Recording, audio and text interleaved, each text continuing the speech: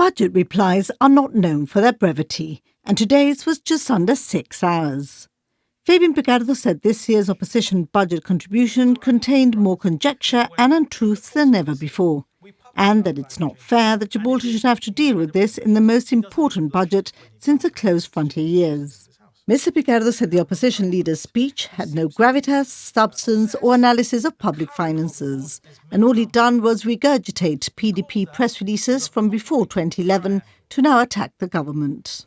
Nothing of real substance and just spin of the most transparent sort.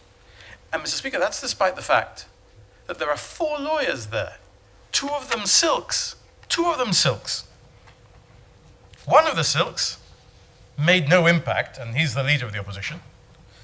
And the other silk, who used to be the leader of the opposition, the former leader of the opposition, the flop, made the wrong impact. The Chief Minister accused Keith Hasobadi of having his fingerprints all over the worst deal in Gibraltar's history when he was Health Minister, namely the agreement for the new hospital, which he said disqualified him from now criticising any rental agreements for buildings from private landlords for government use.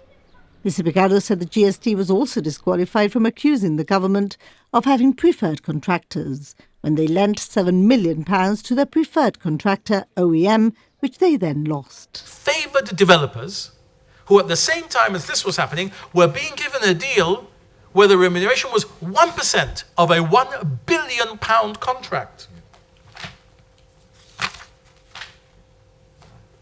That's what Mr. Feetham's government was doing. That's what the PDP was criticising.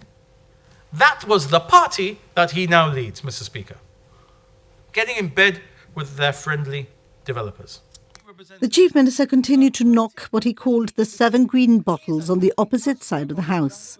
Fabian Picardo accused Elliot Phillips of being obsessed with the Midtown Park, which he said compared favourably to the £12.5 million that GST had spent on the Theatre Royal and surrounding area. He also claimed the government had not sought the donation from Trusted Novus Bank to pay for the park. He complained about the cost of the Midtown Park, Mr. Speaker. Again, another one who seems to be desirous of not seeing the public purse alleviated or ameliorated by the cost of the park by the very generous donation that is proposed by Trusted Novus Bank, which was, by the way, an unsolicited donation, I'll have him know. An unsolicited donation. A surprise. An unsolicited donation. Mr. Speaker, the GST's park, where the Theatre Royal used to be, and their new theatre never materialised, cost in excess of £12 million. And it's, I think, a third of the size of Midtown Park. On health, Mr. Picardo attempted to rubbish Mr. Phillips' claim that there was no mental health budget and said all clinical psychologist posts are filled. Turning to Together Gibraltar leader Marlene Hassan Naon, the Chief Minister said he was shocked and disappointed by what he called her mercenary approach. He accused her of being inconsistent, ineffective and unprepared for election to high office. Nice enough, but not good enough. Mr. Picardo claimed Marlene Hassan Naon had politicised Gibraltar's 94 COVID deaths, which he described as unforgivable. And on her assessment of public finances, Mr. Picardo accused the Together Gibraltar leader of having no understanding of complex financial issues. He said he would not let Gibraltar down. In the end, Mr. Speaker, the public will decide.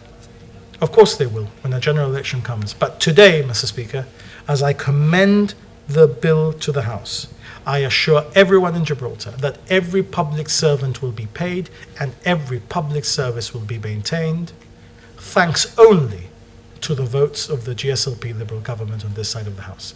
I commend the bill to the House. The budget was passed by government majority, with the GST opposition voting against and Marlene Hassan Naon abstaining.